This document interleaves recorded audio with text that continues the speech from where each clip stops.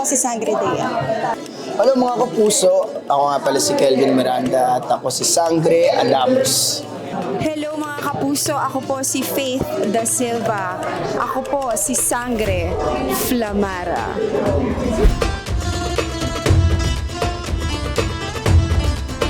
Well, of course, nung sinabi sa akin sa phone, kasi I auditioned for this. So, nung tinawagan nila ako and sinabi nila sa akin na I'm one of the cast, and yung character ni Dea, just for some reason, nung nag-audition ako, I auditioned for 2 roles.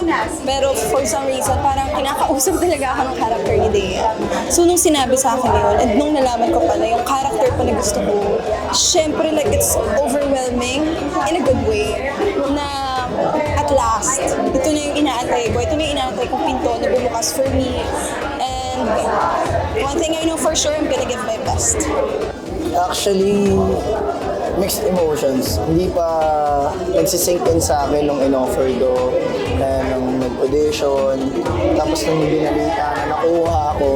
Syempre masaya, grateful, thankful, pero hindi pa nagsisink in sa akin kasi hindi pa kami nagsisimula. Pero ngayon nandito na kami sa Storycon, parang bigla akong kinabog, biglang bumilis yung tibok ng puso ko, as in, hindi ko maintindihan kung ano kinalalagyan ng emosyon ko, pero sobrang saya, yun yung nangingibabaw. Feeling ko sobrang blessed ko kasi sa lahat na, sa dami-rami ng artista, isa ako sa mga napili o na gaganap bilang si Adamus. Unang-una pa lang, pagdating pa lang po sa auditions, because I auditioned for this role siguro twice. And honored kasi hindi po alam ng karamihan na I auditioned for Encantadia 2016. And yung role na pinag-auditionan ko doon was Mira, which is si Kate Valdez, na anak din po ni Glyza De Castro, na parang it's such a full circle moment to me na nung time na yon, hindi naman sa I got discouraged because the moment nga na na-consider ka para sa proyekto na to, it means a lot na talaga. Pero yung hindi ako nawala ng tiwala sa sarili ko at pinagpatuloy ko pa rin na mag-grow at magkaroon ng paniniwala at malaking trust sa sarili ko na hindi pala talaga makukuha mo lahat ng ganun kabilis. It really takes time. And ngayon, binigay po siya sa akin ngayong 2023 na feeling ko prepared ako, feeling ko ready ako, and confident ako kung ano man ang ibato sa akin ng mundo.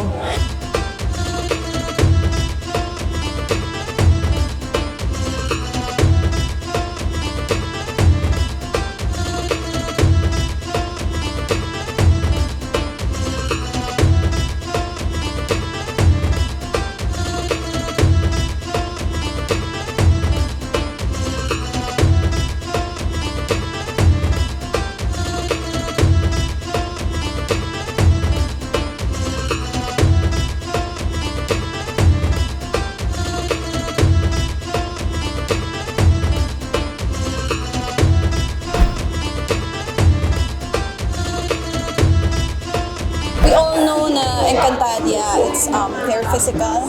So, the moment na nalaman ko, of course, I get ready na with my physique, with my activities. So, I do workouts, boxing, and all sort of things na para ma-prepare ako for this. Pinag-usapan namin about my physique. So, meron siyang gustong i-achieve ako na sana ma-meet ko yung expectation. At kasi hindi lang naman about physique eh. Kailangan din ng mga fight scenes. So, saka yung emotional development ng character.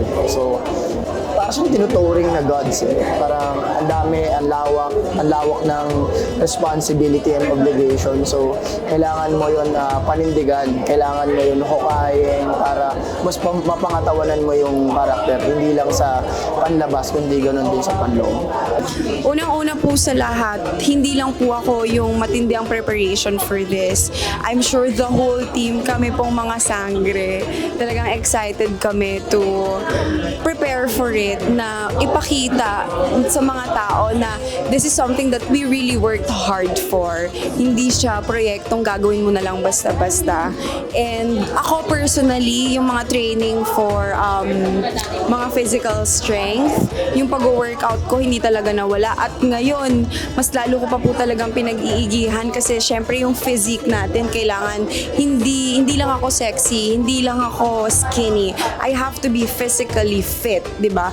For everybody to believe na I am a goddess, isa akong sangre at ako ay powerful being.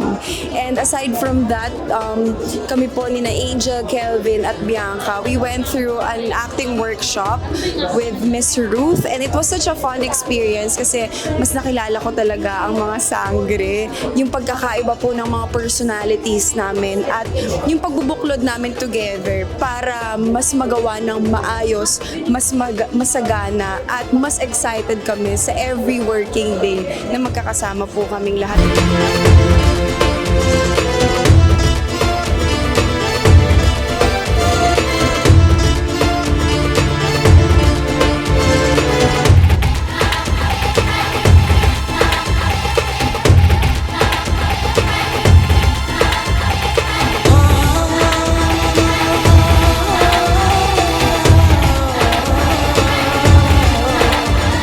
Hello mga kapuso, iniimbitahan ko po kayo na abangan ang Sangre. Malapit na po. Maraming salamat. Sana po suportahan po natin at magustuhan po ninyo ito.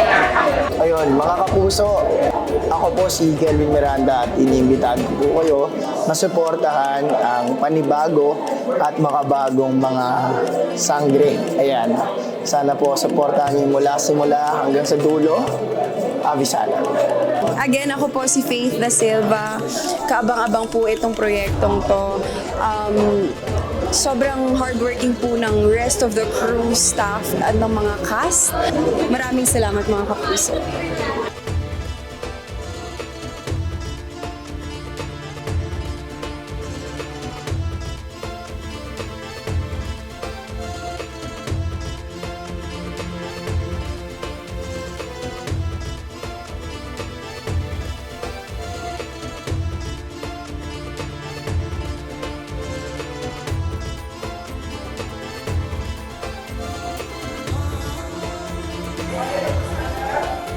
Avisada.